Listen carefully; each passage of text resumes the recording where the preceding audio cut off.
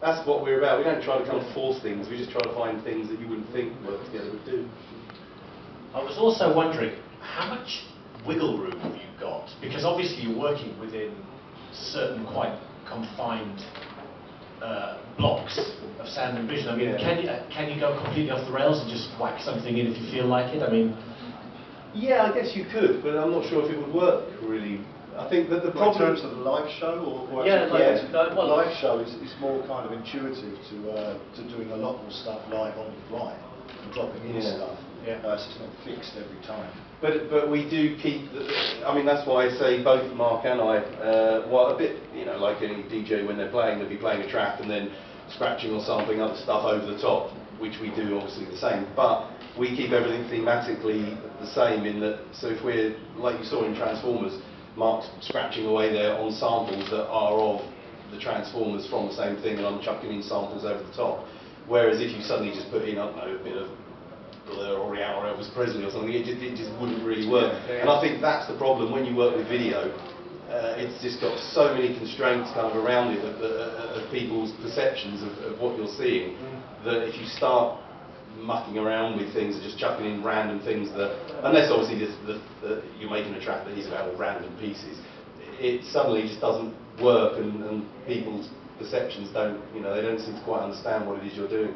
So which is why we generally keep things like a DJ would, in the sense that you're playing a track and that's it. I mean, and in the same way musically, you wouldn't be playing a house track and then suddenly try to chuck in a bit of completely the wrong tempo drum and bass or something, because it sounds shit.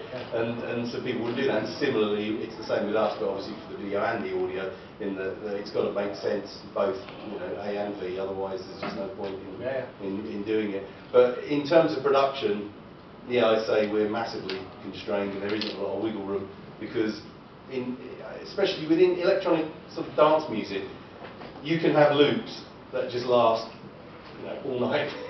You can have a loop that just, and it will just go on and on and on, and it will work, and it's fine because it's music only. But if you do that with images, people can become bored of it very, very quickly. It's a completely different saturation. It is. The saturation level is just you know, is so much lower, and that's the problem. So if we're making music from the sounds that you can see, and say somebody's got a gun and they go bang, and we loop that, so you get a really kind of dynamic, well, like you saw in Transformers, where the big yellow robot's going bang, bang, bang, bang, and we can loop it only so many times before you start going, oh, come on guys.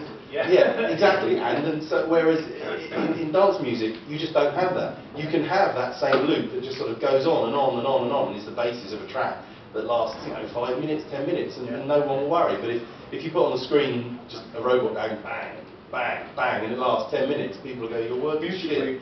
People can dance to that kind of loop. But with our show, it's something to look at. So you bore them senseless if you have 6 minutes of that. And that is one of the biggest challenges in terms of when we're producing work, is that we have to keep moving things on. You know, it's got to, you've got to kind of, things have to develop probably 10 times faster than they do in traditional kind of EDM. You know, it's got to move much, much quicker. Is that a gut thing, or do you have a kind of